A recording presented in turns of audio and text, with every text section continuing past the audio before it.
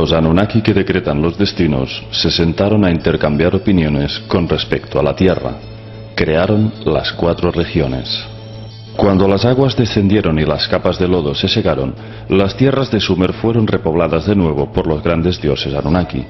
Solo en las tierras altas era posible la siembra de cereales y hortalizas, de modo que, según los estudios de Sitchin, la agricultura emergió súbitamente después del diluvio universal en el llamado Monte de los Cedros, en Baalbek, Líbano.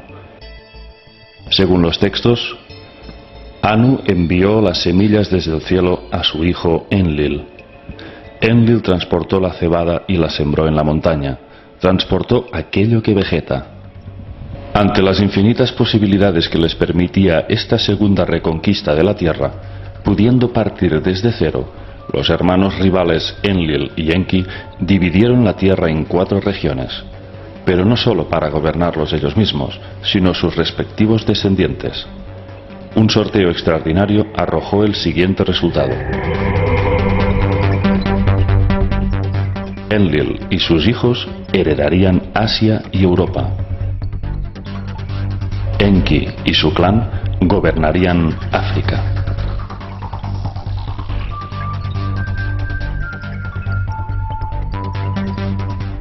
El hijo predilecto de Enlil fue Ninurta, su más admirado guerrero y legítimo heredero. Era el máximo gobernante de la ciudad de Nippur. Ninurta heredó las tierras de Elam, Persia y Asiria. Fue uno de los dioses que más esfuerzos invirtió para reconstruir los daños que había causado el diluvio. Ninurta fue quien junto a su padre introdujo la agricultura, expandiendo las primeras semillas del tubérculo, los cereales, el trigo, las uvas, etc. Y proporcionó la primera herramienta para trabajar la tierra, el arado. Pero fue Enki quien, viendo al hombre sufrir en los campos, quiso facilitar sus arados, introduciendo a los primeros animales de carga. Según los textos, Enki creó a las criaturas vivientes más grandes y los toros reemplazaron a las personas como tiradores del arado. Debido a que el diluvio había causado serios daños en los ríos Tigris y Éufrates, fue Ninurta quien construyó represas en las montañas, cavando nuevos canales para los ríos y haciendo drenar el exceso de aguas. Tales fueron los esfuerzos de Ninurta por reparar los daños y reconstruir al Nuevo Mundo, que los expertos encontraron un texto llamado Las hazañas y proezas de Ninurta, en donde se describe cómo el afamado dios, fruto de su exceso de movilidad, estrelló su aeronave contra las montañas, un pequeño accidente del que salió ileso. Durante miles de años, Ninurta fue venerado por la humanidad como el dios que nos había enseñado a labrar la tierra. Otro hijo de Enlil fue Nannar, o también llamado en acadio el dios luna Sin.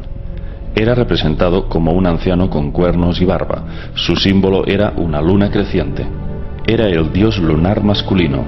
Nannar fue un dios benévolo, que heredó Sumer y todas las tierras que se extendían hacia el oeste, hasta el Mediterráneo. Nannar se encargó de reedificar las ciudades antediluvianas que habían sido arrasadas por las aguas. Las reconstruyó desde sus mismos cimientos, creando a su vez otros nuevos asentamientos. Nannar tuvo 2 gemelos, Inanna y Utu, que tuvieron una gran repercusión en la llamada Guerra de los Dioses, que pronto se desataría entre los Anunnaki. Inanna, o en acadio, Ishtar, era la diosa del amor y la guerra. Aunque tenía 7 templos de veneración en Sumeria, el mayor de todos era en la ciudad de Uruk. Inanna era una diosa guerrera conocida por sus insuperables habilidades de lucha. Su ferocidad y crueldad en el campo de batalla la convirtieron en una diosa temida por hombres y dioses. Prácticamente invencible, su sed de conquista la llevó a protagonizar cruentas guerras contra el clan de Enki. El hijo más pequeño de Enlil fue Ishkur, también llamado Adat en acadio. Se le representaba subido a un toro y portando rayos en sus manos, de forma muy parecida al dios griego Zeus. Ishkur heredó las tierras del noroeste, el Asia Menor y las islas del Mediterráneo. De ahí, su realeza se extendió con el tiempo hasta Grecia. Siendo Enki soberano de África, repartió el dominio de sus áreas entre sus hijos. Su hijo primogénito y heredero legítimo fue Marduk, que significa hijo del monte puro, pero a su vez Marduk es también el nombre babilónico de Nibiru. que Enki le puso en honor a su planeta de origen.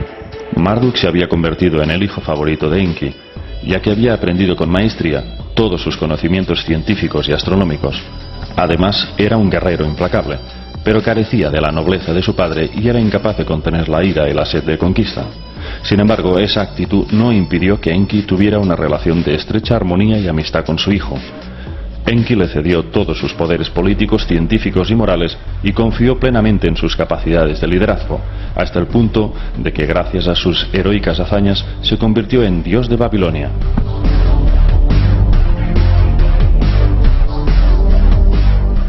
Marduk adquirió cada vez más poder, llegando con el tiempo a eclipsar incluso al mismísimo Enlil. Cuando Babilonia se convirtió en la capital de Mesopotamia, Marduk rebasó todos los límites del poder y fue nombrado Dios Supremo de Babilonia y de las 4 regiones de la tierra.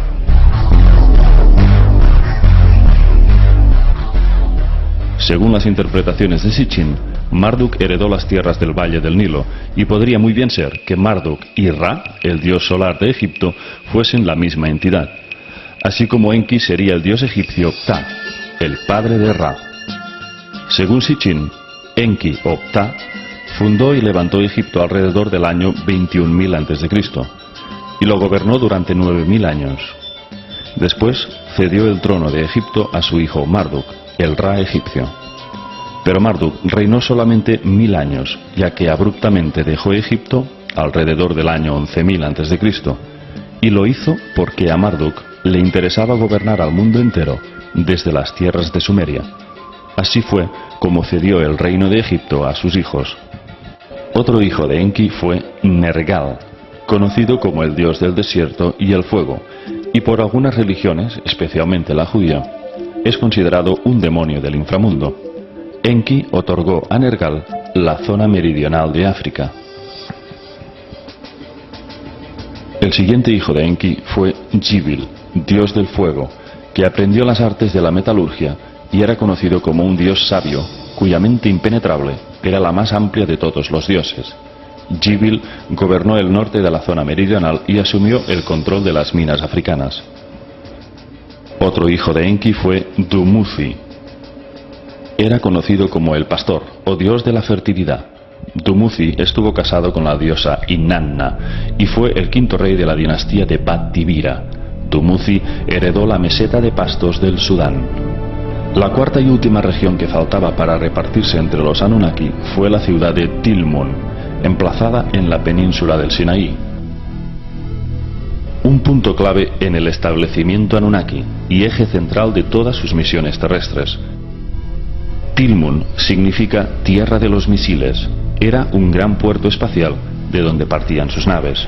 Algunos expertos describen a Tilmun como una puerta estelar o una escalera al cielo, aunque también es definida como la zona sagrada o la morada de los dioses, por lo que se deduce que albergaba una tecnología espacial capaz de transportar a los dioses hacia otros mundos o a su propio planeta de origen, Nibiru.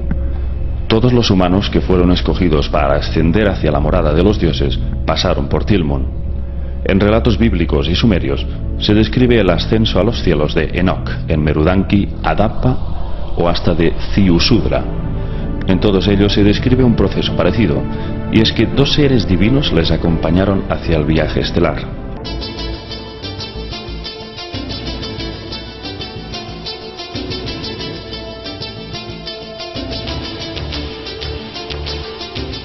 Por ejemplo, Adapa fue recibido ante la puerta de Anu por 2 jóvenes dioses, Dumuzi y Jizida. Los que acompañaron a Merudanki fueron los dioses Shamash y Ishkur. En el caso de Enoch fueron 2 arcángeles. Cuando estos humanos elegidos cruzan la llamada puerta de Anu, simbolizada por el disco solar que representa a Nibiru, luego son regresados a la tierra. Pero estos humanos llegan ascendidos, iluminados por una instrucción celestial, convertidos no solo en científicos, sino en sumos sacerdotes y en progenitores de un largo linaje sacerdotal que sus hijos se encargarán de instaurar en la tierra. De estos sacerdotes elegidos por los dioses descendería toda una generación de faraones, monarcas y reyes que gobernarían diferentes regiones del planeta. Y una ley inamovible estaba sujeta a su linaje. solo podían procrear con los de su misma línea de sangre. Según los textos, la simiente sacerdotal no puede ser profanada. También sabemos que esos humanos elegidos y convertidos en sacerdotes y faraones eran en realidad híbridos de los dioses Anunnaki. Por lo tanto, eso explicaría la prohibición de mezclarse con seres humanos comunes. Entonces, cabe preguntarse, ¿qué clase de genética contenía la sangre de estos elegidos? ¿Por qué los dioses crearon estos linajes de sangre híbrida para que gobernaran los pueblos de la Tierra? El autor británico David Icke asegura que detrás de este linaje de híbridos se oculta un poder en la sombra que gobierna nuestro mundo a través de sociedades secretas que se remontan a la antigua Babilonia. Según él, estos híbridos pasaron a ser faraones en Egipto y de ahí emigraron hacia Europa, creando la actual realeza. Estos monarcas, según David Icke, poseen una genética reptiliana que les permite cambiar de forma. Los llama los reptilianos metamórficos y dice que adoptan forma humana para pasar desapercibidos ante nuestros ojos. Si David Icke tiene razón, ¿serían estos linajes procedentes de los Anunnaki utilizados como un sistema de control a través de una línea sanguínea que sirva a sus intereses de dominación? Y volviendo al punto del relato, los Anunnaki estaban ansiosos por conseguir el dominio de Tilmun. Pero para evitar conflictos de intereses y hacer un reparto justo, optaron por adjudicarle la ciudad a la medio hermana de Enlil y Enki, la diosa Ninhursag. Debido a que ella no participaba de las rivalidades de ambos hermanos, su actitud neutral de no posicionarse a favor de uno u otro y de su amplio sentido de justicia hizo que todos los Anunnaki aprobaran casi por unanimidad el cederle el control absoluto de Tilmun. Las tierras de Tilmun albergaban minas de las que los faraones egipcios extraían piedras preciosas, turquesas, lapislázuli, malaquita, cobre, etc., así como depósitos de agua subterránea bajo la superficie rocosa. La diosa egipcia Hathor era conocida como Señora del Sinaí y gobernaba aquellas minas de Tilmun. Hathor era representada con cuernos de vaca y la llamaban por el sobrenombre de la vaca. Según Sitchin, podemos establecer analogías entre la diosa Hathor y la propia Ninhursag. Si bien al principio, cuando llegaron a la Tierra, Ninhursag fue una bella joven, nombrada médico en jefe de los Anunnaki, que gobernaba el centro médico Shuruppak, ahora había envejecido y debido a su sobrepeso la llamaban la vaca y la simbolizaban con cuernos de vaca igual que la diosa egipcia. De manera que Sitchin postulaba que Ninhursag y Hathor eran la misma diosa. El diluvio universal tuvo consecuencias importantes sobre el ciclo de longevidad del ser humano. Ignoramos las razones, pero es indudable de que el proceso de envejecimiento se aceleró notablemente a partir del diluvio. En este gráfico podemos comprobar el linaje de descendientes de los hijos de Noé y la notable disminución de sus años de vida.